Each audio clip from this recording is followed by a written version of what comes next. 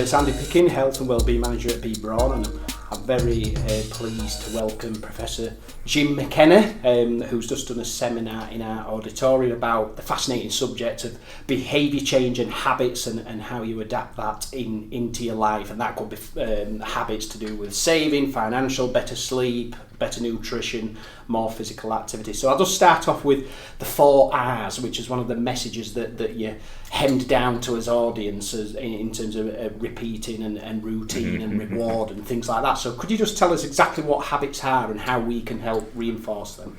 Yeah, talking about the R's, they're basic science ideas, which is that the brain is a habit-forming instrument, and to create its habits, it relies on repetition, it responds to reminders, and then deploys routines, and then you get a reward. So there's 4 R factors there. And then the final R factor, if you want it, if you think reminder, routine, reward, is reinvestment.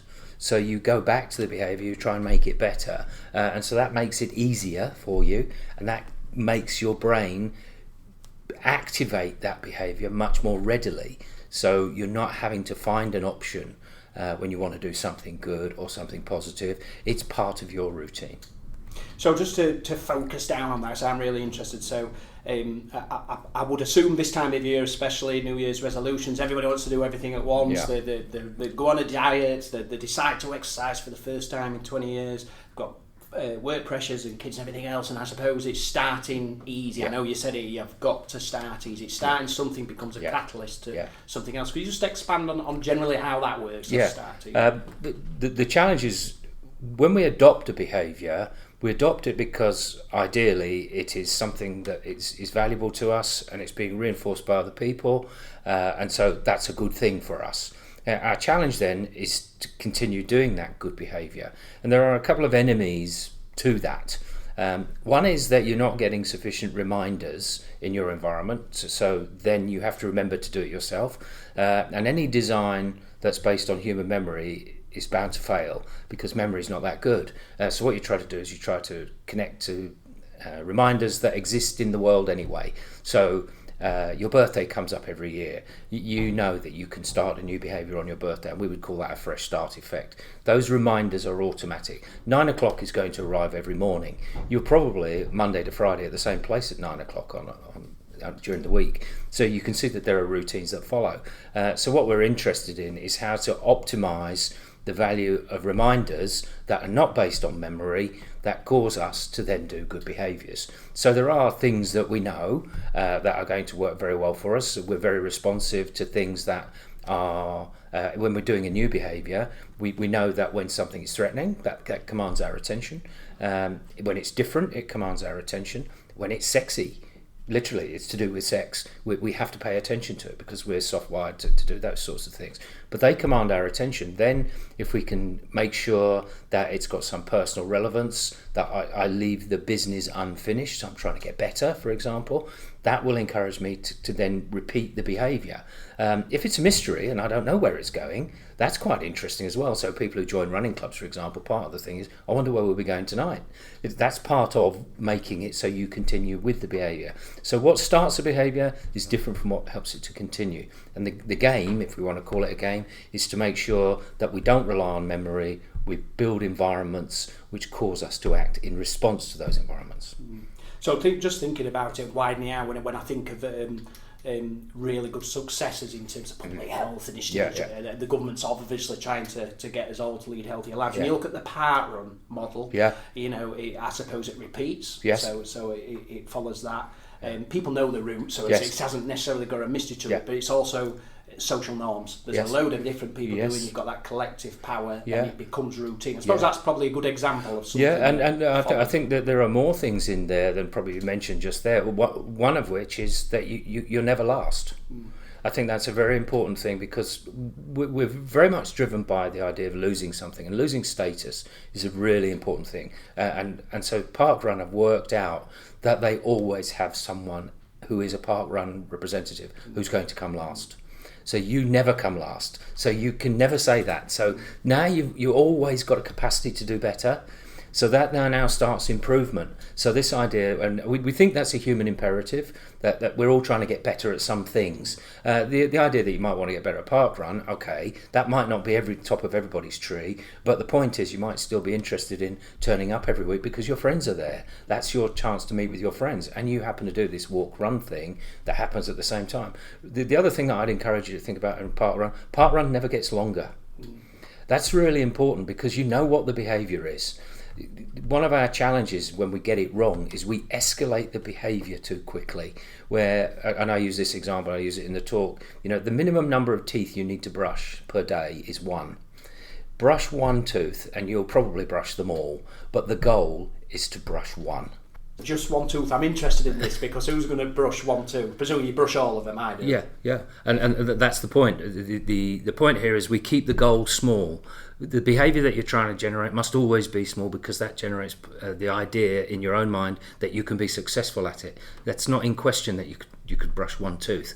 The issue then that you do them all means that the goal stays at 1 tooth, but you get the benefit of the extra behaviour. The challenge is if we start then saying, I need to brush 32 teeth every day, suddenly it starts to become, well, that's 32 times bigger than 1. Suddenly it becomes unmanageable, and it's a very simple behaviour. Imagine the complex behaviours that people are trying to run. They're trying to do financial planning, they're building relationships, being good parents, building careers. All of those things operate at the same time. 32 of something becomes too much. Yeah. So when you're talking about, I want to exercise more, I want to give up alcohol, and it's remove alcohol for a month.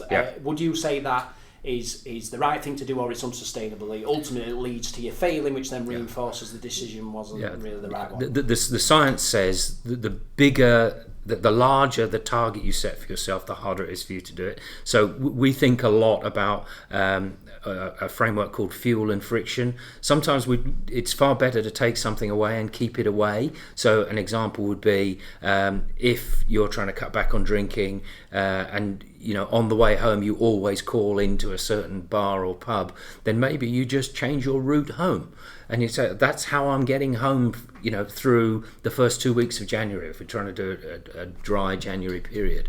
And you might say, actually, I'm only going to do that for 1 week and see how it goes. That 1 week is still going to be a success if you do that 5 times on the way home from work. That's a tremendous success.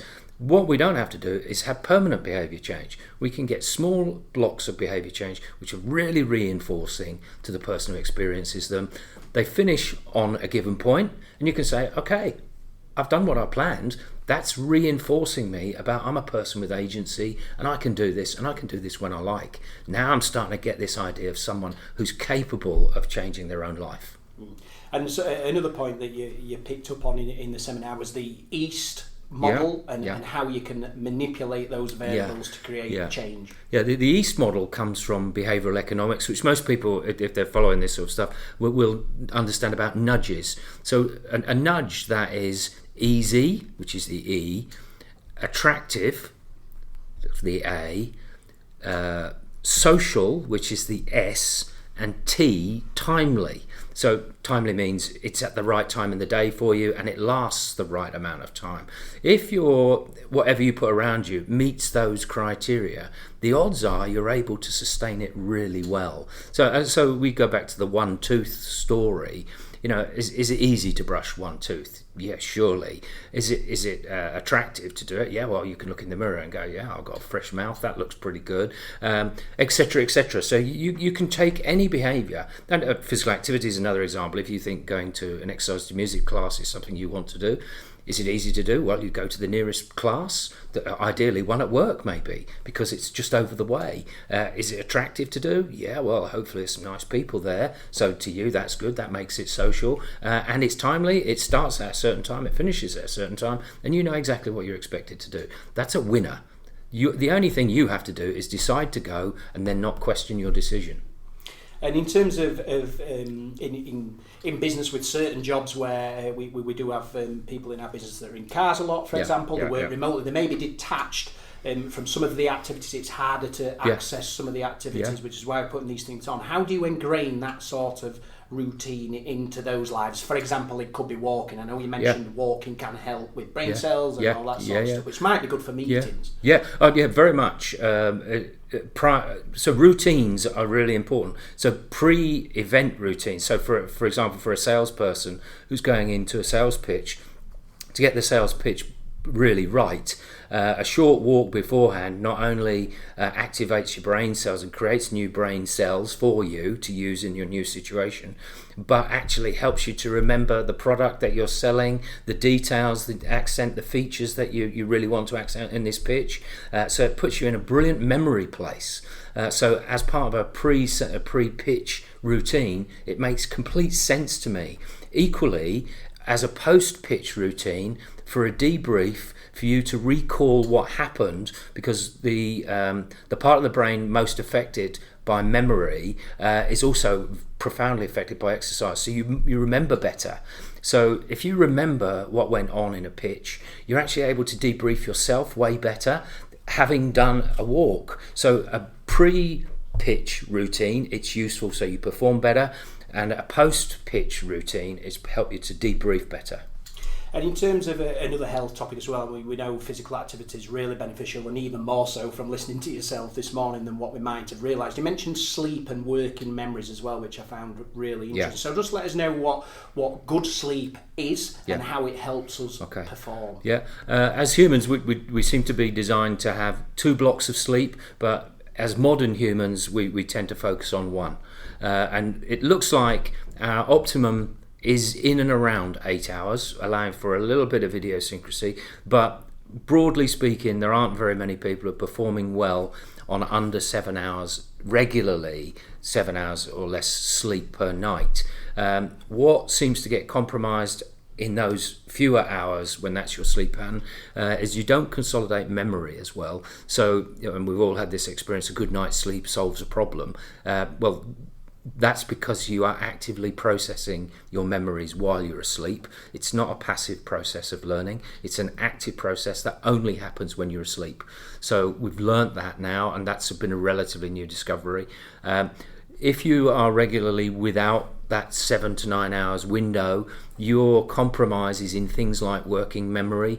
Now, working memory is the product of trying to keep some numbers in your head. So someone gives you a telephone number that you really like that person, you've got to try and remember that. You might remember it for 20 seconds, but the second something comes in, you do something else and you go, oh, what was that number? It's gone. That's working memory, and that's really compromised by poor sleep.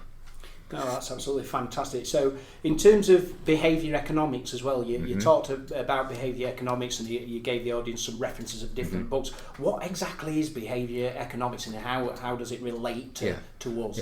Behavioural economics is the science, many economists, so that's the root word, economy, many economists think that economy is all about behaviour, and so it's what it should always have been called, because you're trying to use changes to the environment which allow people to do positive behaviours, and this is not in a moral kind of way, it's to do behaviours that they probably want to do for themselves, so it makes it very easy. So an example would be behavioural economics. We would understand that a fresh start effect is a well-known phenomena for human behaviours. It starts new behaviours. So a great idea, you might argue, is to save for a pension.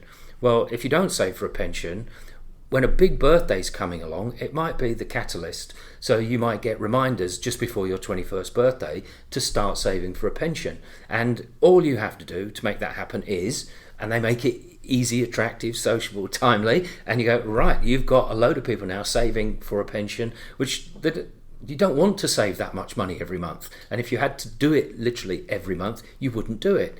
The nudge created by the behavioural economics approach creates that positive behaviour. And there are rafts of behaviours like giving blood, etc., all of which are driven by similar processes.